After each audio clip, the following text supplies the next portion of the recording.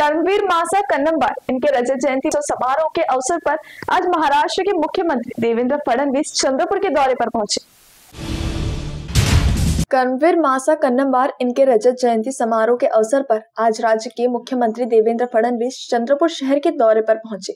चंद्रपुर में आगमन होते ही उन्होंने सर्वप्रथम शहर के जटपुरा गेट स्थित वसंत भवन के सामने राज्य के पूर्व मुख्यमंत्री कर्मवीर मासा कन्नमवार के पूर्णाकृति पुतले पर माल्यार्पण किया, जिसके बाद वे चंद्रपुर के आराध्य दैवत माता महाकाली मंदिर पहुंचे, जहां उन्होंने माता महाकाली की विधिवत पूजा अर्चना की।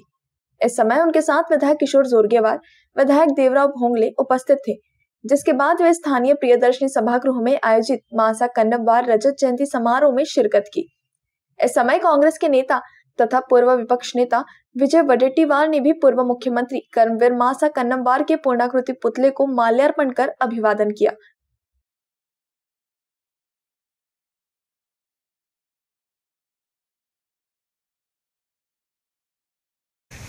नक्कीच 125वी जयंती साजरी करत असताना समस्त या विशेषून विदर्भातील प्रत्येक माणसाला अभिमान वाटावा, गर्व वाटावा असं त्यांचं कार्य राहिलेलं आहे।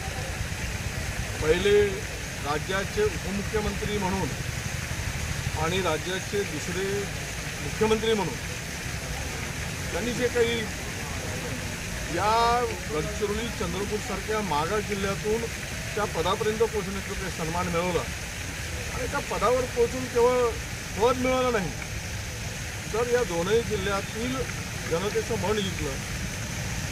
अनेक योजना राबवत असताना त्यावेळेचा एक प्रसंग नक्कीच आठवला की यशवंतराव चव्हाणांना ज्यावेळेस चीनची युद्ध सुरू झालं भारताचं आणि त्याला संरक्षण मंत्री ज्यावेळेस घेतलं आणि यांना मुख्यमंत्री पदाची धुरा मिळाली, त्यावेळेस म्हणजे या नेत्यांना जवाहरलाल नेहरूंनी विनंती करून त्या पदावर आसीन केलं। एक फार तुम्ही ही जबाबदारी सांभाळा आणि ते सांभाळू शकता अशा प्रकारचं वक्तव्य पंडित जवाहरलाल नेहरूंनी केलेलं आहे।